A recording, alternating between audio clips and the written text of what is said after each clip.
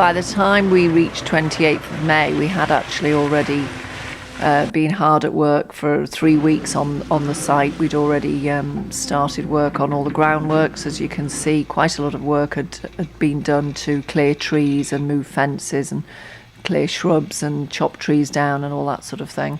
The weather didn't help us some days. We had a lot of heavy rain early on, and although later on in the summer it did improve considerably. But this was the site just after we'd started work. Day-to-day job obviously goes on as normal. We're just on the south side of Sunhill here, right next to the grouse and the all-weather gallops, and this is the site where we're doing some log cabins. We've got 4 log cabins being built. The smallest one, or the honeymoon suite if you like, is coming here. So this will just be a 1-bedroom one with a pond outside, and then the other 3 are a little further down the way. So it's a really exciting project, and we've just started about 3 weeks ago. Been held up a little bit by the rain. That stopped us somewhat getting some of the earth moved, but they're cracking on now and there's a road going in. So another 3 or 4 weeks and the logs will be arriving from Lithuania, and the guys will be on site to start building. The bases are now going down beginning of June, and we were under a little bit of pressure because at the end of June the logs were due to arrive from Lithuania and another team would be on site. So the boys were under a fair bit of pressure to get the groundworks completed in time, and obviously they had to get all the bases concreted and try and get the road in, which kept getting flooded every time it rained. Here is our trusted Barclays bank manager Brian and his guys coming to have a look to see where their money is going. It was their money at this stage. The pond there, that's the road, just starting to take shape a little bit. This was the base for the cabin now known as the Woodlands, which is the largest of the 3, and the road, the entrance at the top of the hill there. 14th of June, and they're still concreting. The other team were due to start work on the 26th or 7th of June, so obviously all the concrete bases had to be in on time and set correctly.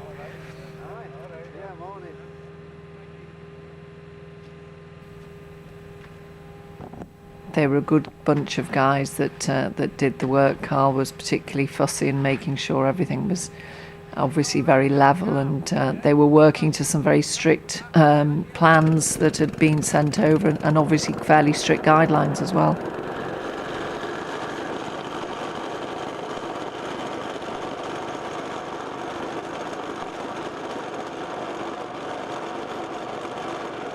This cabin that they're laying the base for is the one now known as Spindrifter, which is the smallest of the 4.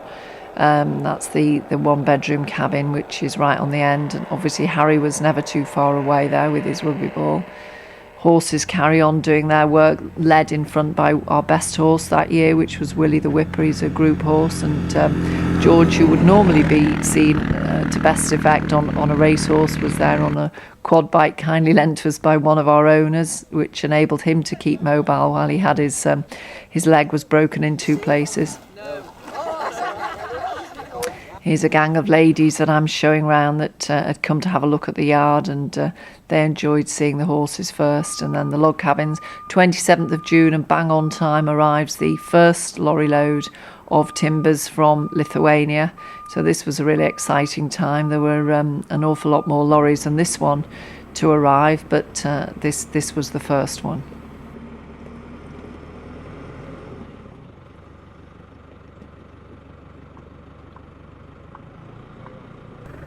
Dave Winchester there, seen driving. I think that was his favourite toy, this great big JCB that they used to unload all the timbers. Everything was labelled, really well labelled, and it was very interesting watching them work. I mean, they're an incredibly professional group of people, and they did a really, really good job. But the timbers all come, as you can see, labelled each one, and they have to be stacked in order, and they know which timbers are supposed to go where.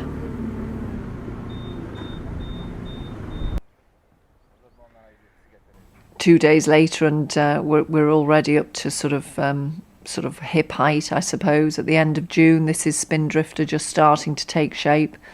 They carefully load all the timbers one by one, and each timber is insulated in between every single piece of wood, so everything is really, really well insulated. The boys worked so hard. They worked 7 days a week for 10 weeks and 12 to 14 hours every single day. They barely took a break, and just to have some food. They had breakfast on site, lunch on site, dinner on site, and would disappear when it was dark. And they said they would get the job done within 10 weeks, and they did. It was a big achievement.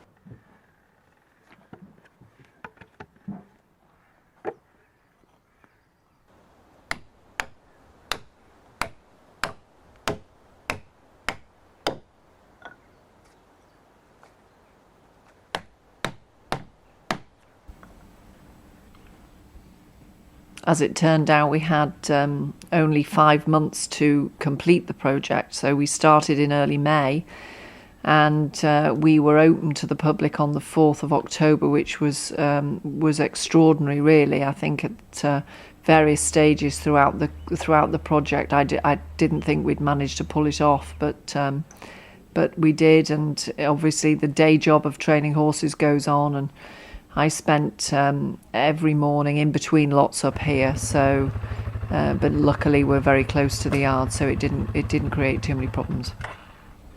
Well, I mean, in your way? No, not at all. Shifting a bit now, aren't they? Yeah, not bad, is it? Yeah, well, that's exactly what he said. This one fills. I mean, you look at this. How big's a 3-bedroom going to be? Yeah. When you look at the size, the length. I mean, I can't tell you now. it's going to be pretty. Because it's sat in the corner on its own. When you get this bit of hedging in here, it's going to look, and the pond done. Yeah. It's going to look really nice.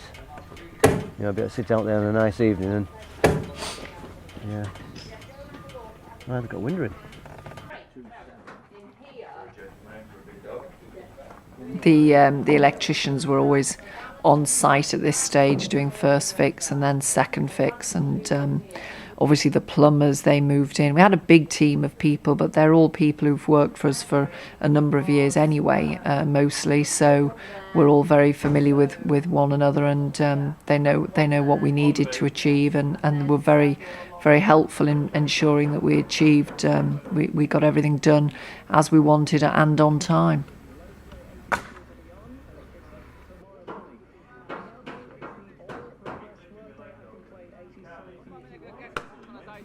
This is the pond that was almost a bit of an afterthought, really. While the digger was on site, we decided to dig a big area out and create a natural wildlife pond. George is there with he's broken his leg in 2 places, tibia and fibula, and dislocated his ankle.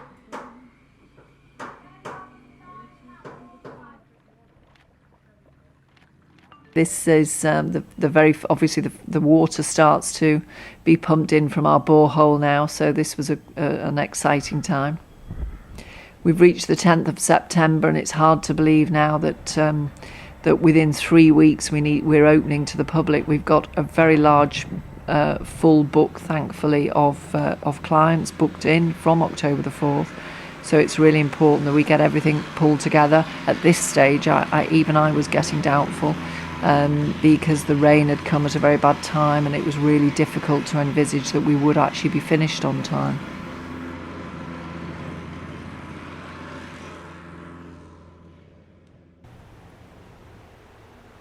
Fortunately, by the 1st of October, we were just about there.